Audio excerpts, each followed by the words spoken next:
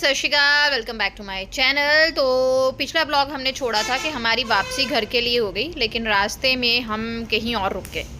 Night stay हमने किया क्योंकि थोड़ा बैल साहब को काम था, तो हमें नाइट स्टे करना पड़ा। और फिर अब हमारी जो है फाइनली वापसी हमारे घर को हो गई है। तो चंडीगढ़ की गलियां जो है वो छोड़ के आ चुके हैं, बस आ रहे हैं रास्ते में। और ये देखिए, इसने ना ये गर्दन पे डालने वाला पिल्लो, आई डोंट नो इसको क्या कहते हैं, जो हम प्लेन वगैरह में यूज़ करते हैं, इसने ये शॉपिंग की है। जनाब को कहीं शॉपिंग लेके जाओ ना, कुछ भी, चाहे घर की ग्रोसरी लेनी हो, अपने लिए कुछ ना कुछ तो उठा ही लेते हैं। और ये इतना एक्साइटेड हो रखा है छोटे वाला, क्योंकि मैं कर रही थी इस टाइम पे वॉइस ओवर।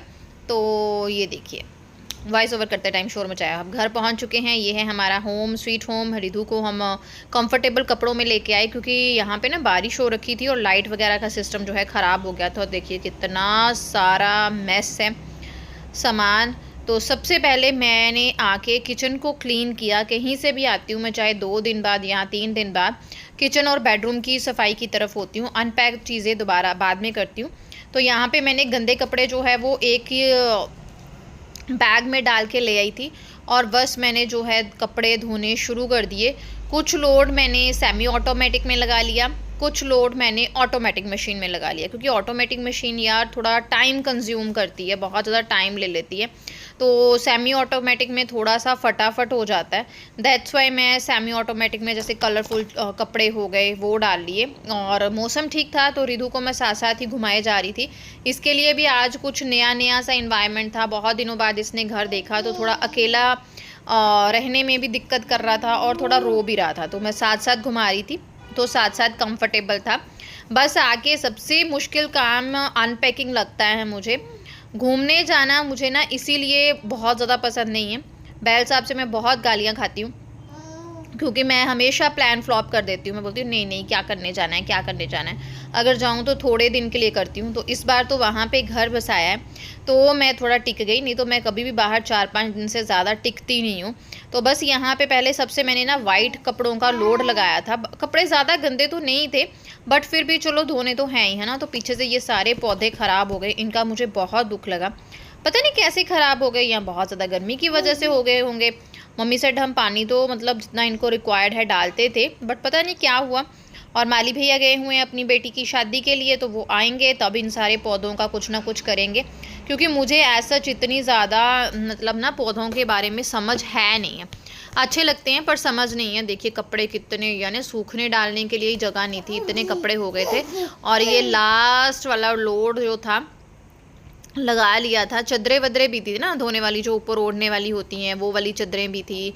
बेड पे बिछाने वाली चद्दरें भी थी। तो सारी ये देखिए, ये पूरे घर की ग्रिल जो है ना वो सूखने डाल डाल के भर गई थी। और मैं आपको बताऊं, हमें आए हुए वॉइस ओवर करते टाइम 3-4 दिन हो गए हैं, और ये 3-4 दिन पहले का व्लॉग मैंने हल्का सा शूट किया है। तो आज जाके सारे कपड़े सिमटे हैं, क्योंकि बारिश थी तो सूखने में दिक्कत हो गई। अब इनको सुखाऊं कहाँ, डालूं कहाँ, फिर इनको तय लगाना था, फिर अलमारियां साफ़ करके डालनी थी। इसी बीच मुझे किचन भी क्लीन करनी थी, बहुत दिन से बंद थी। और हमारे पीछे से मार्केट भी अच्छी खासी बन गई है यहाँ पे। और मैं यहाँ पे सोच रही थी कि अपने लिए ना एलोवेरा ले लूँ। लगाया तो मैंने है नहीं है, मेरा प्लान जो है ना यार फ्लॉप हो गया, क्योंकि चंडीगढ़ ना पानी हैवी है, तो मेरे बाल वगैरह ख़राब हो गए, तो बड़ी दिक्कत हो गई मुझे यार। तो मैंने सोचा एलोवेरा ले लेती हूँ, थोड़ा बहुत लगा लूँगी, बट लगाया नहीं पाई। गर्मी बहुत ज़्यादा है, बारिश हुई थी बट गर्मी बहुत ज़्यादा है, और लाइट भी नहीं है। और मैं लेके आई हूँ एलोवेरा, क्योंकि मेरी स्किन की और मेरे हेयर्स की धज्जियाँ उड़ गई। तो देखती हूँ, टाइम लगेगा तो स्किन केयर करूँगी। मैंने कहा ले आती हूँ, टाइम तो लगने वाला है नहीं है, बहुत ज़्यादा थकावट हो, टाइम नहीं लगेगा, क्योंकि काम ही इतने हैं, पता ही नहीं चल रहा कहाँ से करूँ कहाँ छोड़ूँ। मैं आपको दिखाती हूँ। और अभी बस ये वाले बैग अनपैक करने के लिए रहते थे, सिर्फ गंदे कपड़ों की तरफ ध्यान था। बैग अनपैकिंग तो बाद में शुरू की। फिर मैंने अब जो है वो कमर कस ली कि मैं अब किचन को क्लीन कर लेती हूँ, क्योंकि आके खाना वाना भी बनाना था, फ़िल्टर को भी साफ़ किया। तो सिंपल सोयाबीन न्यूट्री की सब्ज़ी बनाई थी। रिधु सो रहा था तो उसी बीच थोड़ा काम निकाल रही थी। और सबसे पहले यहाँ पे अब मैंने फ्रिज को जो है वो साफ़ करना जो है वो शुरू कर दिया। इतने दिन बाद घर आई हूँ ना, पता ही नहीं चल रहा सफाई कहाँ से करूँ कहाँ से ना करूँ। तो सच्ची में बताऊँ तो इतना गंदा लग रहा है, हर चीज़ गंदी गंदी गंदी गंदी लग रही है। तो कुछ चीज़ें तो अवॉइड भी करनी पड़ेंगी, है ना। चलो स्टार्ट करते हैं भगवान का नाम लेके। और बस भगवान का नाम लिया और कमर कस ली, फटाफट से जो है वो फ्रिज को क्लीन किया। डीप क्लीन तो नहीं किया, जस्ट ऐसे ही। अब मैंने जो अपना नेचुरल क्लीनर घर पे बना रखा है ना, विनेगर डाला हुआ है, थोड़ी सी उसमें डेटोल डाली हुई है, पानी डाला हुआ है, तो वो स्प्रे करके बस साफ़ किए जा रही थी। क्योंकि जाने से पहले भी हल्का फुल्का साफ़ करके गई थी, लेकिन कुछ कुछ चीज़ें जो है रह गई थी पीछे से। मुझे लगा मम्मी यूज़ करेंगे, लेकिन उन्होंने ध्यान ही नहीं दिया। उनको लगा कि मैं फ़्रिज खाली करके गई हूँ, क्योंकि मोस्टली मैं हमेशा फ़्रिज को खाली करके साफ़ करके जाती हूँ। तो फिर बस सारी जो है वो फ्रिज को क्लीन करना शुरू किया, किचन को क्लीन किया, जो अंडर सिंक वाला एरिया होता है वो सारा क्लीन किया। और बस इतना टाइम लग गया, इतना टाइम लग गया, और मैं थक गई थी, बैंड बज गई। और हम लोग आई थिंक संडे आए थे और आज है ट्यूसडे। हम लोग वापसी यार सैटरडे या संडे इसी में से आए हैं। तो 3 दिन में मैंने पूरा घर आलमोस्ट सेट कर लिया है। 80% मैंने घर को सेट कर लिया है और डीप क्लीन भी कर लिया है। 20% इन द सेंस बस बैल साहब की अलमारी साफ़ करनी है बस, और कुछ ऐसा सच है नहीं है। और ऋत्वी का जो है वो मैंने स्टडी टेबल भी अंदर से बिल्कुल अच्छे से डीप क्लीन कर दिया। लेकिन इसको क्लीन क्या करना मुझे पता ही नहीं चलता, क्या रखूँ क्या फेंकूँ, क्योंकि इतना जुगाड़ रखा होता है, ऐसी ऐसी चीज़ें रखी होती हैं ना जो आप सोच भी नहीं सकते। हमें लगता है कि ये चीज़ें थ्रो करने वाली होती हैं, लेकिन उसने अपने आर्ट एंड क्राफ्ट में यूज़ करने के लिए रखी होती हैं। और मैं कोई भी चीज़ उसकी परमिशन के बिना फेंक नहीं सकती। और देखिए मैंने क्लीन किया इसे।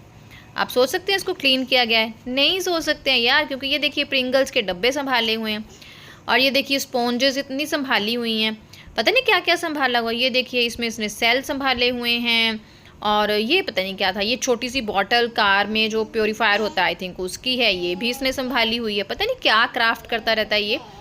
और ये देखो ये सारे जो रिधु के वो आते हैं ना वाइप्स, उनके ऊपर वाले निकाल के रखे हुए हैं। और तो और ये डब्बे के लिए हमने पल्स कैंडीज़ खरीदी और बांटी इधर उधर।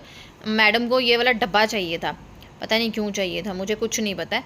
तो बस मैंने इसको ना निकाल के अंदर से साफ़ करके सामान वैसे ही भर दिया। अब इसका बाहर वाला ज़रूर मेरा रहता है। और ये सारी चीज़ें उठा के मैं इस रूम में ये बेड पे ले आई, ताकि जब रात को शिफ्ट लगेगी रिधु की सोएगा तो मैं इनमें से कुछ साफ़ कर लूँगी। और मिलती हूँ अपने नेक्स्ट व्लॉग में, तब तक के लिए बाय बाय, सत श्री अकाल।